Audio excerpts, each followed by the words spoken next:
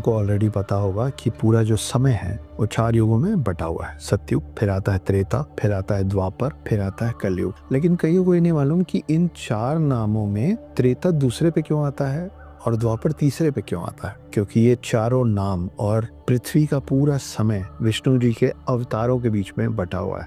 सतयुग में विष्णु जी के 4 अवतार आए। दूसरे युग को त्रेता इसलिए कहते हैं क्योंकि उसमें आए 3 अवतार। तीसरे को द्वापर इसलिए कहते हैं क्योंकि उसमें आए 2 अवतार। और ये युग जो चल रहा है कलयुग, उसमें अभी एक और आखिरी अवतार आना बचा है। तो 9 अवतार, 4 + 3 7 और 2 9।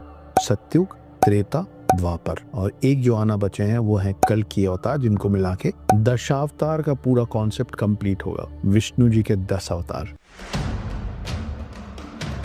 भगवान विष्णु के हाथ में है 4 अलग अलग चीजें। क्या क्या चीजें हैं वो? एक है शंख, दूसरा है सुदर्शन चक्र, तीसरा है गदा और चौथे हाथ में है कमल का फूल। क्या दर्शाते हैं ये 4 चीज, क्या सिंबलाइज कर रहे हैं ये, आइए जानते हैं। तो पहला है शंख। शंख प्रतीक है ध्वनि का, साउंड। साउंड एक एनर्जी है। Energy can neither be created not be destroyed. शंख की जो ध्वनि होती है वो आपके हमारे जीवन से नकारात्मकता को हटाने का काम करती है, सकारात्मक को लाने का काम करती है।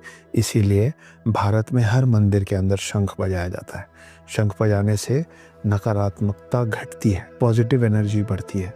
और अब तो ये साइंटिफिकली भी प्रूव्ड है कि शंख बजाने के कितने सारे बेनिफिट्स हैं, फिजिकल भी, स्पिरिचुअल भी। तो इसलिए विष्णु जी के 4 चीज़ों में से एक है शंख। शंख की कुछ और भी महत्वपूर्ण बातें हैं। शंख प्रतीक है युद्ध के आगाज, अंजाम और अंत तीनों का। इसीलिए शंख एक ऐसी चीज है जो सिर्फ विष्णु जी के पास नहीं है, शिव जी के पास भी है। देखा होगा आपने, शंख में भर के हलाहल पीते उनको। तो शंख जो है पुराने समय में कोई भी युद्ध जब शुरू होता था, चाहे वो देवों और असुरों का हो या फिर मॉडर्न वर्ल्ड में हो, आपस में राजाओं के बीच में जब भी युद्ध होता था तो हमेशा युद्ध का आगाज, युद्ध की शुरुआत शंख बजा के होती थी। ये माना जाता था कि सूर्योदय से लेकर सूर्यास्त तक ही युद्ध होगा और जैसे ही सूर्यास्त होता था युद्ध रुक जाता था। तो आप महाभारत उठा के देखें या रामायण उठा के देखें, आपको हमेशा उसमें शंख दिखेगा ही दिखेगा। और क्या करते दिखेगा? युद्ध की शुरुआत और अंत दोनों की घोषणा करते हुए दिखेगा। शंख के और बहुत सारे पर्याय हैं, बहुत सारे कारण हैं, लेकिन